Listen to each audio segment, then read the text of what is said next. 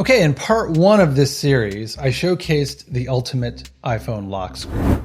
Definitely check that out if you haven't seen it yet, but in this video, I'm going to walk you through specifically how to customize the top portion of your iPhone lock screen using a little app called Widgy.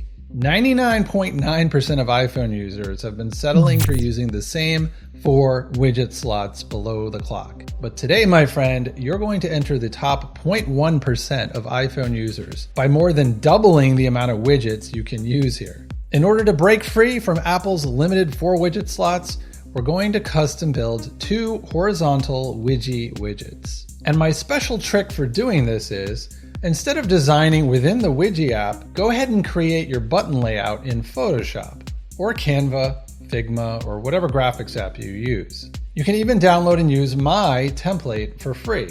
I'll include a link in the description so you can go grab it from my website, jcaslow.com. All right, let's make it happen.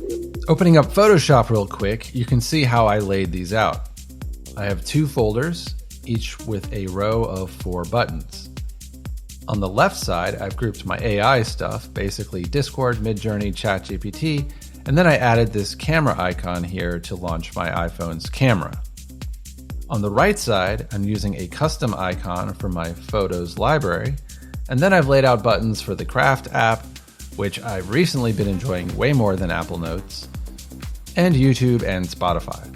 You may notice these 3 dots under some of the buttons. I will explain later why I did this. Trust me, it's really cool.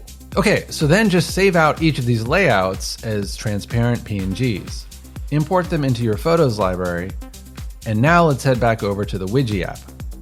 Link is in the description if you haven't installed it yet.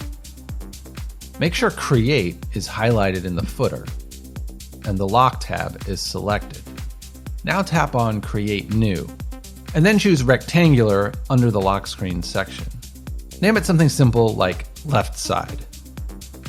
Okay, now tap on Add New Layer. Tap on Image, then tap on the little image icon here. Tap on System, and then choose Image Library with PNG Transparency. Go find and choose the left side image we created a few moments ago in Photoshop. It probably won't place your image perfectly, so tap on this little frame icon and then tinker around a bit using the origin and size controls until it fits right. Once the layout is to your liking, then press this back arrow. Now we're going to add the invisible buttons that will be placed on top of the graphics layer. So tap Add New Layer, then choose Tap Action. First, let's resize and place the button over our leftmost icon, which in my case is Discord. Then simply tap on this little icon right here. Make sure Widget Action is set to Button, tap to edit. Then go down here to External Action and keep tapping the plus button until it says Open URL RSS/shortcut. Tap on those words to bring up your options for the external action. If you want to launch one of Apple's native apps, obviously tap on Apple's apps to choose one from the list there. But in this example, I'm going to launch Discord, which would be under third-party apps. Then just hit the back arrow. And what's also cool here is you can assign it a sound to play whenever you tap the button. Just tap the plus button next to play sound to toggle this to yes, and then tap those words to bring up the list of sounds you can choose from. All right, now that I've shown you how to create one of these transparent buttons, just repeat that process to create 3 more on top of the other icons in our graphic layout. But notice how I didn't extend our invisible buttons all the way to the bottom for these right 2 buttons? This is because I want something different to happen if I tap just below these icons. So I created 2 distinct invisible buttons to place over these areas below my graphics for ChatGPT and the camera. This time, instead of simply launching an app, I set these buttons to run specific Apple shortcuts. To do this, simply set the external action to Run Shortcut, which is found under Custom Actions, instead of what we did before by just choosing an app to launch. Tap Run Shortcut, and be very careful here to type in the exact name of your Apple shortcut. It is case sensitive. So for me, I typed in ChatGPT Voice, which is the name of my shortcut that I created over in the Apple Shortcuts app. That's a super basic shortcut that simply launches ChatGPT in voice mode. And I did similarly for the invisible button that I placed on top of the 3 dots directly underneath my camera icon. Once again, I launch an Apple shortcut. This one I named Camera Menu Sequence. Now, this is a way more complicated shortcut that I built that actually launches a menu overlay with several camera options, namely to either shoot a selfie, record video, take a photo with the back camera, or open the Photos app. If you're wondering how I built these menu overlays, don't worry, I've made a dedicated tutorial on how to make menus like this for yourself. Stay tuned, I'll show you how to do that at the end of this video. All right, so just like how we set this up on the left side, you'd want to do the same thing on the right side. The quickest way to do this would be to simply duplicate what we've already made on the left side by opening up the left side widget and tap Edit as a copy. You have to be careful though, because it literally creates an exact copy of the widget we've already created, including having the same name of left side. So first thing you'll want to do is tap on this little document icon, then tap Edit here, and rename this widget to right side. After you go through and update the actions for all your invisible buttons, you're pretty much done with the widget creation phase. The next thing you'll need to do is tap on Manage in the footer. Under rectangular Widgy slots, you're going to want to tap on rectangular number 1 and then select your left side widget. And likewise, tap on rectangular number 2 and then select your right side widget. Okay, once you're done with that step, we're basically done. Now we just head back over to our lock screen, tap and hold in the center of the screen to enter customization mode, tap the Customize button down below, tap Lock Screen, then just tap in the widget area below the clock.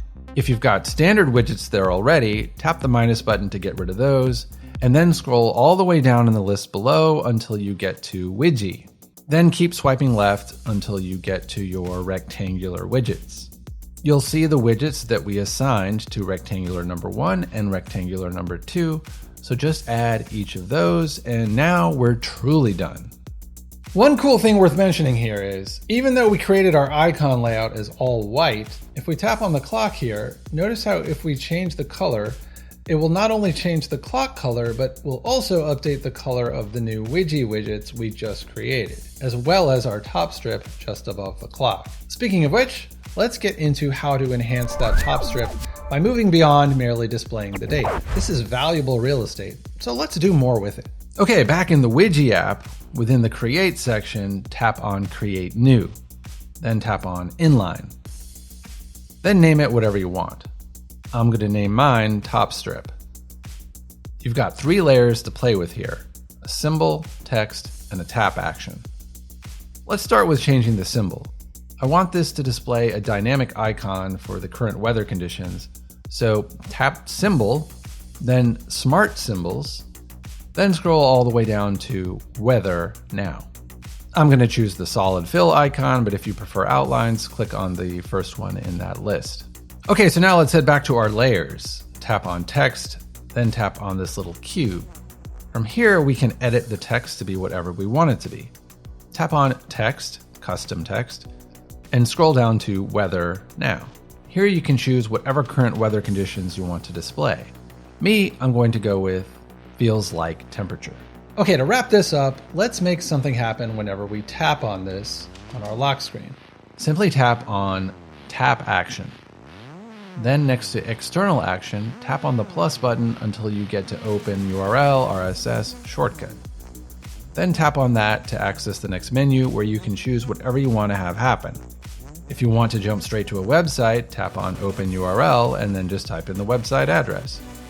You can tap Apple's apps to launch any of Apple's native apps, or tap on third-party apps to launch, well, third-party apps.